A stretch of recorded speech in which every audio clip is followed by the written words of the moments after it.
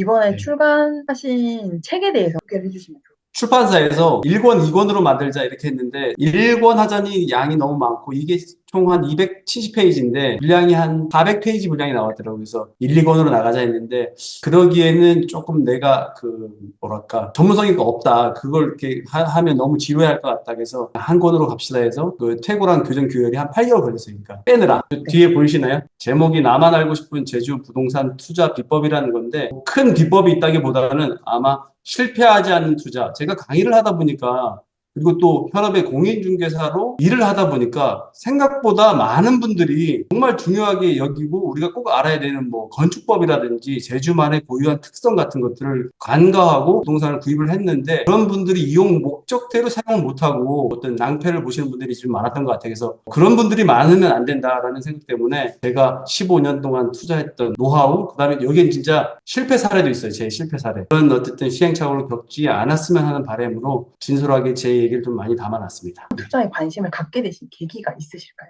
제가 적금 같은 거 그런 공부도 많이 했어요. 적금 공부, 음. 뭐 보험 공부, 그다음에 뭐 장막 펀드 같은 거 이런 걸 많이 관심을 갖다가 제가 어느 국밥집을 갔는데요. 그때 은인을 만났어요. 국밥집 사장님이자 공인중개사인 걸 알았어요. 처음에는 그냥 인사반, 뭐 진심반 이렇게 해서 아 좋은 물건 있으면 소개해 주세요 이렇게 했는데 한 11일 뒤에 제가 그 시절에는 뭐 팀장이었으니까 장 팀장님 뭐 물건 하나 보러 가시죠 했는데 그분이 보여준 물건을 두 개 이렇게 있고 그런데 이제 땅도 이렇게 꺼지고 이랬었는데 그분이 그렇게 얘기했어요. 지금 이렇게 보이지만 보이는 게 전부가 아니라 네가 관심을 들이고 가꾼 만큼 그 땅도 너한테 보답을 할 것이다 이렇게 얘기를 해줬어요. 그리고 이런 땅을 앞으로도 그장 팀장님한테 두 개, 세 개 보여줄 거다. 근데 내가 당신한테 보여줄 것은 정말 최고의 토지는 아니다. 최고의 부동산은 아니다. 왜냐하면 최고의 부동산이었으면 자기가 가졌지 그걸 왜 남한테 주겠냐. 근데 내가 보여줄 것은 남한테는 좀 주긴 아까운데 내가 갖기에는 조금 모자란 거 그런 거는 내가 우선순위를 둬서 너한테 한 두세 개 정도는 보내줄 수 있어. 그 중에서 하나 고르면 돼. 너무 인간적으로 와닿는 거예요. 이게 솔직하게. 그래서 지금의 그 멘토님한테 하나를 권유받고 그걸 한 일주일 만에 아마 계약을 했던 것 같아요. 그게 시작이죠. 근데 국밥집에서 밥을 먹었을 뿐인데 왜 두두파파님이 VIP가 된 건가요? 왜 제가 그분을 좋아할 수밖에 없었냐면 그분은 국밥집 사장님인데 남들이 하지 않는 걸 항상 시도하셨던 것 같아요. 지금 돌이켜 생각해 보면 24시간 식당을 운영하기가 쉽지 않은데 그분이 저희 동네 제주시에서 아마 최초로 그분이 24시간 영업을 하신 것 같더라고요. 아침 6시 되면 그분이 막 와요. 제가 출근하고 있는데 불이 막 켜져 있고 그 앞에 뭐 이렇게 쓰레기도 줍고 있고 이런 모습들이 보였는데 굉장히 저한테는 좀 좋게 받아들여지더라고요. 그래서 근데 그분이 그 옆에 조그맣게 해서 약간 부동산 사무실도 하나 있었는데 거기는 이제 식당이 너무 잘 되니까 뭐 잘은 못했지만 제가 그분이 중개사인 것도 알았어요. 그래서 인사도 드릴 겸 사장님이 중개사도 하세요 하니까 뭐 한다 그러길래 제가 그러면 저도 지금 재테크에 관심이 많은데 좀 좋은 뭐 물건 있으면 하나 저한테도 좀 권해주십시오 했는데 그걸 이제 흘겨듣지 않고 제가 인사는 또 잘하고 다녔었거든요. 그래서 일주일 정도 있다가 진짜 전화가 왔어요. 그래서 같이 땅을 보러 갔는데 정말 이상했어요. 땅이. 저도 이제 사회초년생이고 이제 뭐 부동산을 볼 줄 모르니까 저희 아버지도 모셔가서 보여드리고 그때 막 결혼을 예정해 두고 있었는데 예비 장모님도 가서 보여드렸어요. 이 땅을 살려고 하는데 다들 말리는 거예요. 두 팔 들고 막 다 말리는 거예요. 아니 묘도 막 있고 땅도 도로보다 한참 꺼져 있고 막 숲이 막 덩쿨들이 막 우거져 가지고 땅 모양도 잘 모르는 그런 토지였어요. 근데 아까 말씀드렸던 대로 멘토님이 보이는 게 전부가 아니다. 네가 애정을 가지고 가꾸면 그 땅도 너한테 보답을 해주게 된다. 지금 음이지만 언젠가 음은 양으로 흐르게 돼 있다. 그거를 너가 잘 지켜보고 그런 과정에서 아마 돈도 벌 수 있을 것 같다. 이런 얘기 해줬는데 너무 저한테 그게 와닿았어요. 그래서 그걸 샀고 그다음부터는 진짜 그 멘토님이 뭐 그다음 아무 얘기도 안 해줬는데 제가 그 묘 주인을 뭐 찾는 편말도 뽑고 덩굴도 우리 그 포크레인 작업을 해서 이렇게 다 제거하고 이렇게 하다 보니까 땅이 좀 깨끗해졌어요. 그 얘기는 이 책에 있어요. 그렇게 하다 보니까 그때 느꼈어요.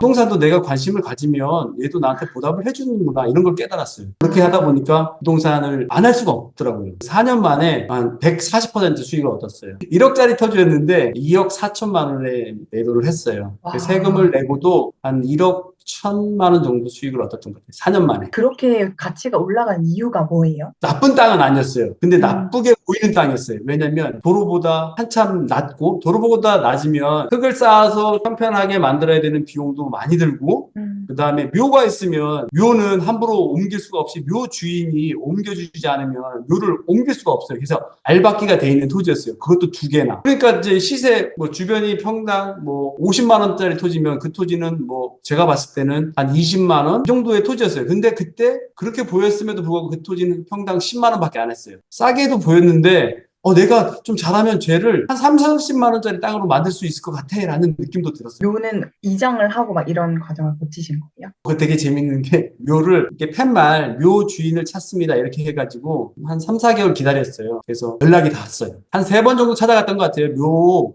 이렇게 좀 이장 좀 해주세요. 제가 여기다가 뭐 건물도 짓고 싶고 그런데 이렇게 말씀을 드렸더니 제 의도가 뭔지를 못 알아들으셨는데 그때 의도는 제가 사례금을 드릴 테니까 좀 이장해 주세요라는 얘기로 그렇게 말씀을 드렸는데 그분은 그냥 뭐 돈 안 주고 그냥 이장해 가라 이런 얘기인 줄 알고 그렇게 안 했었는데 나중에는 좀 사례금을 드리겠습니다라는 직접적인 표현을 하니까 그러면 우리가 검토해 볼 수 있지 이렇게 해주셔가지고 또 이장을 하고 뒤에 보면 돌담들이 이렇게 있잖아요. 돌담도 이렇게 좀 조성을 하니까 땅의 어쨌든 경계도 명확해지고 땅이 한눈에 들어왔어요. 넓은 땅이 번듯해 보였어요. 그때. 그래서 그때는 이건 좀 내가 봐도 옆에 있는 토지 가격만큼 받을 수 있을 것 같아라는 느낌이 들었어요. 그럼 지금 그 토지는 어떻게 쓰이고 있나요? 저는 그 토지를 매각을 했잖아요. 제가 매각을 한 다음에도 그 토지는 2배 정도가 더 올랐어요. 안 와, 팔아도 됐었는데 파니까 제가 그 돈을 가지고 가만 놔뒀던 게 아니라 경매도 하고 더 수익도 더 높은 것들도 많이 사고 팔고 하다 보니까 그때가 1년 차였으면 이제 15년이 흘렀죠. 많이 샀고 많이 팔진 않고 하다 보니까 좀 토지를 많이 모으게 됐어요, 솔직히. 뭐 제주도는 특히나 이제 개발이 쉽지 않으니까 제주의 가치는 제주의 그 천혜의 그 자연 환경에 있는 거거든요. 사람들이 서울에 있는 사람들이 다른 지방에 있는 사람들이 해외의 인구들이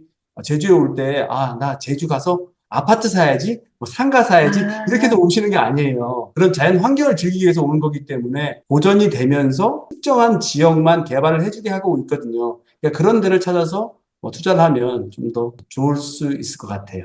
그런 내용들이 또 책에도 있고요. 그럼 약간 그런 토지를 원하시는 분들은 이미 자산이 있는 상태에서 뭐 개인적인 별장이나 리조트나 이런 걸 생각하고 사시는 분들이 많아요. 그렇죠. 예. 그 얘기 들었어요. 제가 중국 분들이 많이 와가지고 땅을 산다. 제주도님이 음, 중국 땅이다. 이렇게 얘기하시는 분들이 이거는 사실인가요? 사실이기도 하지만 완벽한 사실은 또 아니에요. 그러니까 중국 분들이 약간 거품은 조장은 하는데 실질적으로는 국내 내국인들이 많이 사세요. 왜냐면 중국인들이 온다? 그러면 나도 가서 사야지라는 어쨌든 심리가 들잖아요. 그런 서울 분들이 되게 빠르세요. 수도권에 계신 분들이 빨리 사세요. 중국인들이 소유한 땅은 1%에 불과하지 않아요. 근데 제가 이 책에도 담아놨지만 만약에 아파트다. 제주도는 아파트 가격이 굉장히 비싸요. 평균적으로 제주도에 어쨌든 대단지 아파트 33평짜리 아파트가 얼마냐면 보통 최소 5억에서 8억 정도 돼요. 그 아파트를 여기 우리 제주도 도민들만 사냐 그게 아니라 도외인 있잖아요. 그러니까 도민이 아닌 분들 그래서 뭐 수도권이든 어쨌든 그런 분들이 15%에서 20%를 그분들이 사시는 거예요. 그분들이 거품을 만들어내시는 거예요. 실제로는 중국이 약간 뭐랄까 방아쇠를 당기긴 했지만 실제적으로 와서 투자하시는 분들은 내국인이다 이렇게 보시면 될 거예요. 중국인들이 그럼 살 수 있는 그게 정해져 있나요? 그 범위가? 외국인들은 우리 일반인들이 우리 내국인 그리고 도민들이 살 수 있는 걸 살 수 있진 않아요. 왜냐하면 보통 중국인들은 중국하고 저희 제주도는 투자 이민제라는 협약이 맺어져 있어요. 그래서 예전에는 뭐 5억 원 이상 부동산을 구매해야 하면 뭐 영주권을 주는 그런 어떤 혜택이 있었는데 그게 보통 뭐 콘도라든지 생활 숙박시설 뭐 이런 식으로 약간 우리 도민들이랑 내국인들이 주로 그 관심을 갖지 않는 그런 어쨌든 특수한 어떤 부동산이었어요. 그러니까 부동산 뭐 투기를 조장하는 이런 느낌하고는 좀 달랐어요. 근데 중국분들 그걸 왜 사시는 거예요? 그분들은 이 제주도를 오면 약간 뭐랄까 바다를 보는 것 자체가 엄청난 어쨌든 임팩트가 있대요. 바다를 못 보신 분들이 제가 볼 때는 90% 이상이래요. 그런 얘기를 들었던 적이 있어요. 중국인 중에 뭐 이렇게 바다를 못 보고 살았다가 죽는 분도 많다. 이런 얘기 들을 정도로 중국인들의 어떤 바다, 그 다음에 그 뭐 에메랄드빛의 그 어떤 그 해변 이런 로망은 되게 커요. 중국에서는 뭐 하와이라든지 이런 데 가려면 굉장히 멀리 오랫동안 비행기 타고 가야 되잖아요. 근데 중국 상하이 기준으로 해서 뭐 직항으로 뭐 1시간이면 뒤로 오니까 똑같이. 그래서 제주도를 아, 자연스럽게 많이 찾게 됐고 그러던 중에 와보니까 굉장히 좋아. 뭐 산도 있고 오름들도 있고 뭐 되게 아기자기하고 되게 좋은데 여기 내 집 하나 있으면 좋을 것 같아. 그러다 보니까 그분들이 차츰차츰 늘었어요. 그분 수요들이. 그런 와중에 투자 이민제라는 제도를 또 주네. 5억만 투자하면 여기 내 집을 갖고 있을 수 있네. 이런 느낌들이 있다 보니까 그런 게 맞물려지면서 중국인들이 많이 투자한다. 이렇게 약간 확대 해석이 된 것 같아요. 네. 그럼 제주도 땅이 100개라고 친다면 그중에 외국인이 살 수 있는 건 한 개밖에 안 돼. 그 이상은 못 사. 이렇게 정해져 있다는. 그런 총량제는 없어요. 다른 토지도 살 수 있고, 뭐 이런 건 있어요. 근데 그분들이 그런 토지에 집중했다기보다는 투자 이민, 영주권을 받기 위해서는 5억 이상 투자를 해야 되는데, 그런 영주권을 받는 대상은 정해져 있어요. 그게 토지는 아니에요. 아, 영주권이라는 게 어떤 주거가 가능한 거여야 되잖아요. 대상이. 그러니까 뭐 주택이든지 뭐 콘도든지 이런 대상인 거지 토지를 사거나 상가를 사거나 한다고 해서 영주권을 주는 거 아니에요. 그건 투자한 거죠. 그냥 와서 본인들이 살 수 있는 걸 사셔야 되는 거죠. 그러니까 영주권을 필요로 하는 사람들이 그걸 사는 거고 그냥 토지는 진짜 개인 옵션적인 이런 느낌이라는 거예요. 그렇죠. 굳이 예. 이번에 한 몇 달 전에 제주도 가서 저는 느낀 게 고급화랑 일반화가 되게 차이가 크다라는 생각이 드는 거예요. 지역도 시골 느낌 나는 데가 되게 강하고 어떤 데 되게 고급스럽게 하는 데가 강하고 그러면은 둘 다 그게 시장성이 있는 거예요. 이쪽은 이쪽대로 있고 이쪽은 이쪽대로 있는 거예요. 그러니까 아니면 고급화가 사실 한 80%를 먹고 있고 일반이 20%이다 이런 느낌인 거예요. 제가 볼 때는 약간 숙박에 대한 패러다임도 많이 바뀐 것 같아요. 그래서 예전에는 우리 단체 관광에 맞춰져 있었어요. 그러니까 학단들, 수학여행, 회사 연수, 단체 뭐 이런 데 포커스가 맞춰져 있으면 이제는 그런 데는 되게 많이 줄어들었고 그다음에 코로나를 겪으면서 거의 재편됐어요. 코로나 끝나서 단체 여행은 있긴 있지만 지금은 3성급, 4성급 이런 호텔, 뭐 숙박 뭐 이런 데들은 굉장히 장사가 안 돼요. 그나마 살아남는 그 어떤 숙박의 개념이 독채 펜션? 독채 펜션도 좀 음. 컨셉이 좀 좋은데 그 여성의 여심을 잡을 수 있는데 뭐 이렇게 아늑한 어쨌든 뭐 야외 욕조가 있거나 이런 데 있잖아요. 그런 데가 바닷가 앞에 있어. 뭐 이런 데들이 그나마 잘 되는 편이고 지금은 해외 여행이 열리면서 숙박 시장이 엉망이 됐어요. 이런 단체 관광에 맞춰져 있는 숙박들도 많이 다운돼 있고 그다음에 독채 펜션 시장에서도 약간 어쨌든 경쟁력이 떨어지는 거. 보통 비슷비슷한 것들은 조금 그 예약률이 예전에 뭐 7, 80%, 8, 90% 됐다면 지금은 한 50% 이상 이렇게 떨어져 있어요. 그걸 어떻게 하냐면 시장에 매물들이 많이 쌓여 있어요. 그거를 뭐 임대하거나 뭐 그걸 직접 자기 건물을 가지고 수익화 하시는 분들도 있는데 지금 이자 비용이 굉장히 높잖아요. 그걸 돌려서 이자 비용을 갚고 생활이 안 되는 음. 거예요. 그러니까 매물로 내놓을 수밖에 없죠. 똑같아요. 여기도.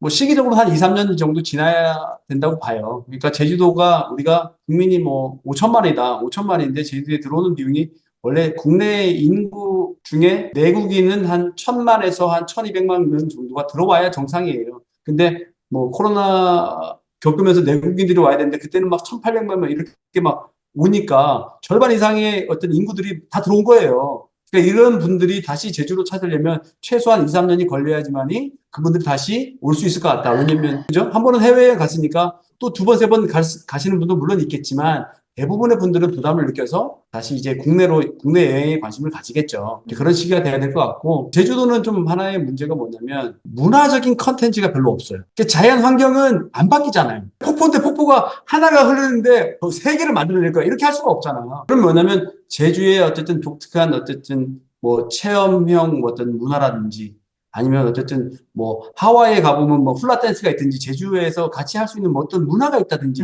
이런 게 있어야 음. 되는데 해녀들이 있으면 해녀 체험을 잘 할 수 있도록 뭐 바다에 가서 바르고 뭐 이렇게 문어잡이를 뭐 할 수 있도록 어쨌든 이런 것들이 있어야 되는데 그런데 아직까지는 잘 안 돼 있어요. 왜요? 일단 이제까지 먹고 살만 했어요. 그걸 안 해도. 그리고 조금 더 말씀을 드리자면 제주는 어쨌든 역사적으로 다삼 사건이 있었는데 그때 약간 외부의 침탈을 많이 받았어요. 그래서 그분들이 외지인이라 저희는 그랬는데 제주인이 아니라 외부에서 온 분들에 대해서 굉장히 배타적이에요. 그분들이랑 같이 어쨌든 문화를 공유하고 삶을 공유하고 삶의 터전을 공유하는 것에 대해서 굉장히 부담감을 가지고 있어요. 그렇게 해서 이렇게 뭔가 자기들의 어떤 삶, 그다음에 이런 어쨌든 터전을 내어주고 같이 섞여서 살아갔던 사람들도 많은데 그런 분들 중에 약간 부정적인 어쨌든 케이스들이 막 있잖아요. 하루아침에 다 뭐 세간 살림 다 가져가 버려서 뭐 갔더라.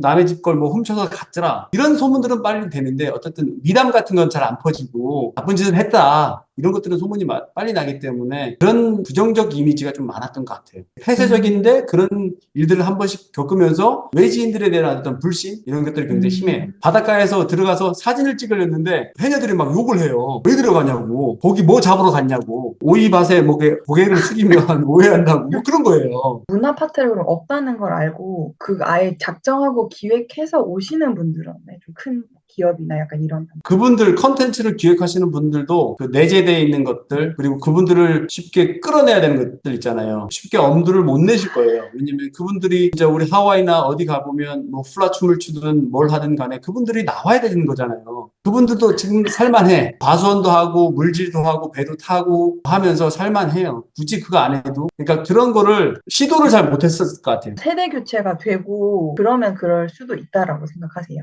그렇죠. 예. 또 그렇게 바뀌어야 되고 그런 시도들은 좀 있어요. 근데 약간 변형이 돼서 이제 어떤 느낌이냐면 제주인이 아니라 2세대 제주인들 있잖아요. 제주로 네. 이주해 와서 뭐 태어난 2세일 수도 있고 제주로 이주해 와서 오랫동안 사신 분들 있잖아요. 그런 분들이 역할을 좀 해주시는 것 같아요. 음, 근데 엄밀히 따지면 이게 예전부터 있던 뭐랄까 제주의 문화는 아니지만 오래 정착해서 그분들이 목화씨를 심는데 목화씨를 옷을 만들어요.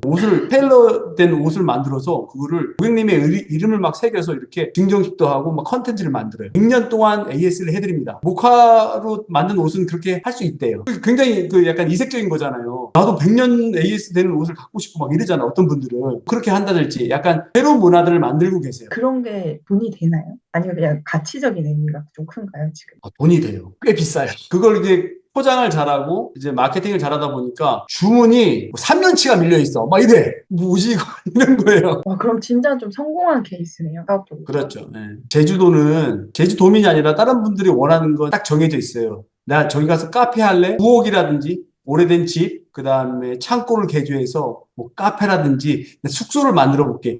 이렇게 하시는 분들이 굉장히 많아요. 근데 중요한 건 내가 원하는, 내가 목적에 준 어쨌든 형태로 카페, 숙소, 이렇게 용도 변경이 되는지는 반드시 확인하셔야 돼요.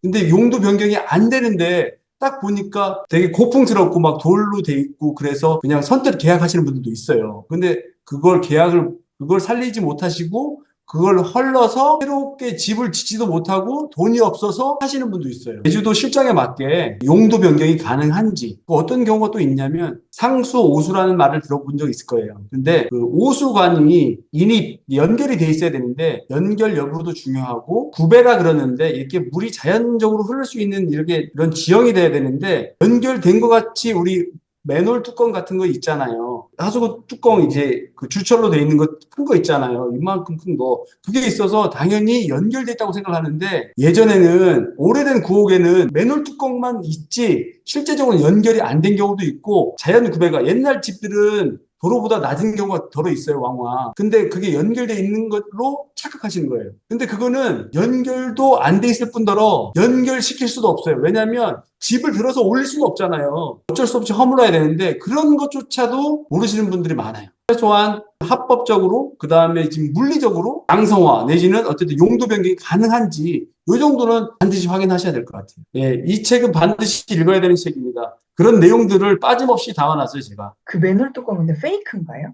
페이크는 아니고요. 시청 구청에서 일괄적으로 사업을 해요. 쭉 그 도로 이제 맨홀 그 오수 관로는 우리가 도로에다 깔아 놓는 거거든요. 도로에다 깔아 놓는데 깔아 놓을 때 오수관을 이렇게 파서 이렇게 묻어야 되는데 그거를 뭐 무한정 깊게 팔 수가 없어요. 왜냐면 낮은 지형에 가면 낮춰야 되는데 그 음, 낮은 지형의 기준으로 해서 파게 되면 뭐 보통 보수관은 1, 2m, 2, 3m를 파는 거지. 저기 그 우리 갑돌이네 집이 10m 이상 밑에 있다고 해서 20m를 깔 수는 없는 거잖아요. 갑돌이네 집은 연결이 안 되는 거예요. 근데 나중에 갑돌이가 갑순이한테 집을 팔았어. 그 갑순이가 새로 집을 짓는데 그러면 그 땅을 좀 이렇게 토목 작업을 해서 좀 높일 수 있잖아요.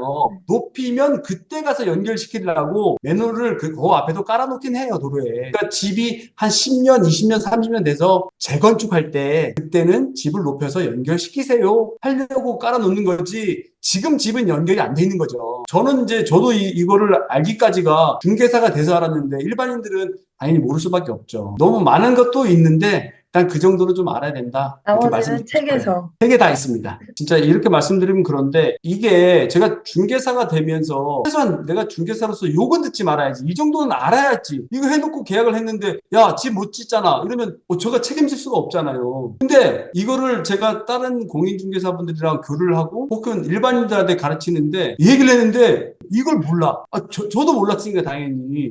이 정도, 이런 정도는 확실히 이제 책에다 써줘야겠다. 비법이 아니라 실패하지 않는 투자. 오히려 거기에 더 맞는 것 같아요. 오늘도 임장 클래스를 다녀왔는데 여성분들이 전부가 다 여성분들이 있어요. 7명인데 7명이 다 여성분들이었는데 그분들이 원하는 것도 그런 거예요. 이제 소액으로 좀 할 수 있는 것들을 좀 찾아달라 이렇게 해서 했는데 제주도는 그래도 공시가 1억 미만의 주택들이 꽤 많아요. 저도 그런 경험이 있지만 공시가 1억 미만의 뭐 빌라 같은 거 근데 입지 좋은데 빌라들은 그래도 임대차도 잘 맞춰지고 매매도 좀 쉽기 때문에 엄마 되시는 분, 사회초년생들은 약간 감각이 있잖아요. 집을 조금 손봐서 경매로 요즘에는 경매 시장에 굉장히 많은 물건들이 있는데 좋은 입지에 있는 것도 있어요. 그래서 그것도 한 1억, 1억 초반인데 만약에 대출이 없다면 주담대를 받아서 자기 돈 5천만 원, 한 6천만 원으로 그다음에 그것도 소액이 아닐 수도 있지만 5, 6천만 원의 돈으로 투자해서 그다음에 리모델링을 손쉽게 좀 하고 아니면 돈 1, 2천만 원 투자해서 좀 더 손 보고 시세 차익을 한 2, 3천만 원 이렇게 남길 수 있는 그런 물건들은 굉장히 많아요.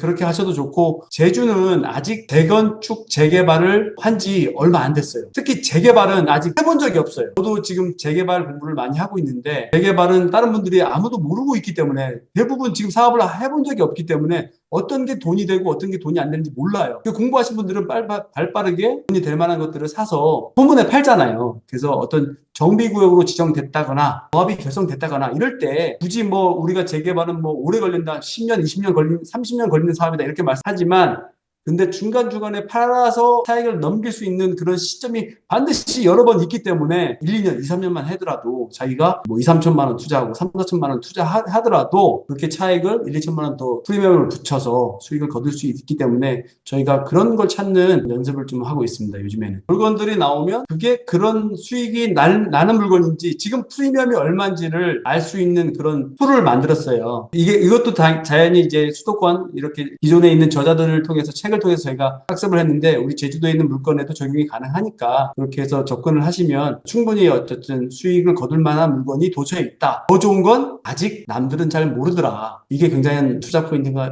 같아요. 확실한 걸로 이렇게 좀 안정적이라는 느낌이 드는데 그게 맞나요? 제가 굉장히 보수적이에요. 따지자면. 그래서 저는 모르는 대상에는 투자를 안 해요. 주식, 코인, 돈 많이 된다는 건 아닌데 제가 모르니까 선뜻 권유해 줄 수도 없고 저조차도 못해요. 근데 이게 왜 중요하냐면 운 좋게 누군가 권유에 의해서 혹은 지인의 전문가의 권유에 의해서 좋은 걸 하나 살 수는 있어요. 근데 그때 수익은 얻을 수 있지만 이 수익을 계속적으로 지켜가는 건 굉장히 힘들어요. 모르기 때문에. 왜냐면 이게 지금 1억에 샀는데 2억이야.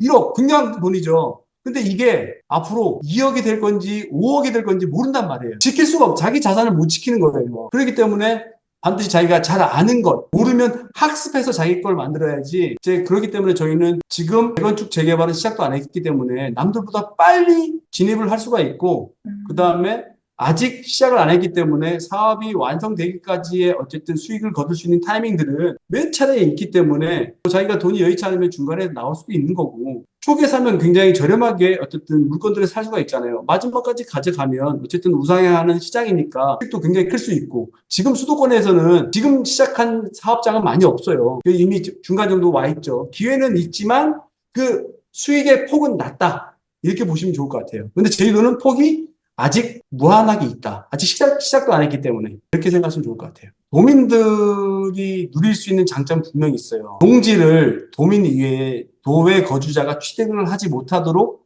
농지를 규제하고 있어요. 농지 취득을.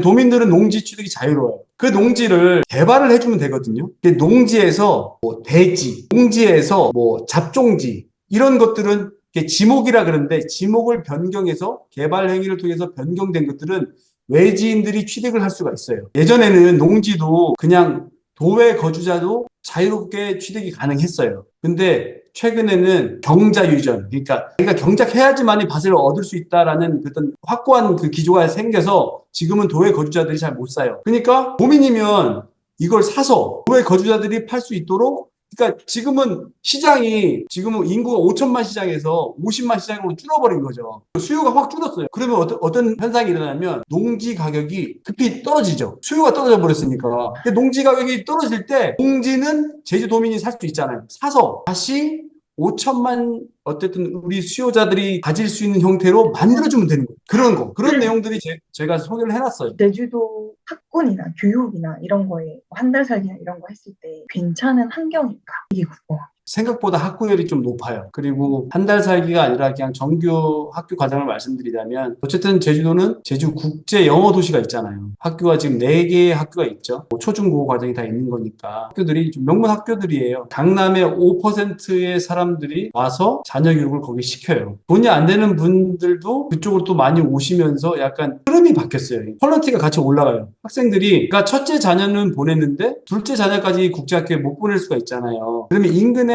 그냥 초등학교, 중학교로 진학을 하는데 가치 수준이 높아지는 거예요. 예전에 어르신들이 다 1차 산업에 종사하다 보니까 우리 부모님 세대, 그 할아버지 세대에는 약간 배움에 대한 갈증이 굉장히 심해요. 그래서 여기도 명문 고등학교가 있고 한 고등학교에 SKY 뭐 이렇게만 따지자면 한 학교에 한 20명씩 진학시키는 학교도 3-4군데가 있어요. 굉장히 이게 학구열이 높죠. 그리고 최근에는 이제 그 IB 과정이라 그래서 뭐 유럽 초중고 과정을 채택하는 학교도 굉장히 많이 늘어났어요. 오히려 제주도 분들이 잘 모르죠. 이 수도권에 계신 분들이 오히려 이렇게 오셔가지고 IB 학교 주변에 숙소를 구해가지고 취학시키는 그런 사례들이 굉장히 늘고 있어요. 영어 교육 도시는 영어 교육 도시 안에 학생들이 공부만 할 수 있는 환경이 조성돼 있어요. 아무것도 없어요. 거기는 집이랑 학원이랑 학교만 있어요. 그 학교 안에 걔네들이 뭐 악기를 다룬다든지 합주를 한다든지 뭐 축구 클럽이 있다든지 펜싱 클럽, 귀족 스포츠 같은 걸 많이 하기 때문에 애들이 굉장히 다른 걸 뭐 굳이 안 접해도 처음부터 그렇게 적응을 시키면 그 안에서 잘 적응을 하는 것 같더라고요. 학비가 좀 부담이 되는 것만 빼고 독자 여러분 제 책 구입해 주셔서 너무 감사드리고요. 이 책에는 여러분들이 실패하지 않는 투자를 하시길 원하는 마음을 담아놨습니다. 그래서 제 투자 원칙 3가지가 또 적혀져 있는데요. 그 원칙에 기반한 내용들이 많아요. 그 원칙이 뭐냐면 첫째는 30% 이상 싸게 산다. 시세에 비해서. 두 번째로는 그 물건이 누구나 원하는 물건이어야 산다. 그 다음에 세 번째는 그럼에도 불구하고 잘못 샀을 수가 있잖아요. 잘못 샀으면 그 물건을 즉시 그걸 알았을 때 그때 살 때가 아니라 내가 알았을 때 시장에 내놔도 최소한 내가 산 금액은 받을 수 있는 그런 물건만 산다. 그 3가지는 결코 다른 얘기를 하는 게 아니에요. 싼 물건을 사라. 그런 얘기니까 어쨌든 이 책을 쉽게 손이 닿는 곳에 한 챕터씩 읽어서 여러분들이 투자할 때 분명히 큰 도움이 되리라 생각합니다. 성공 투자하십시오. 파이팅!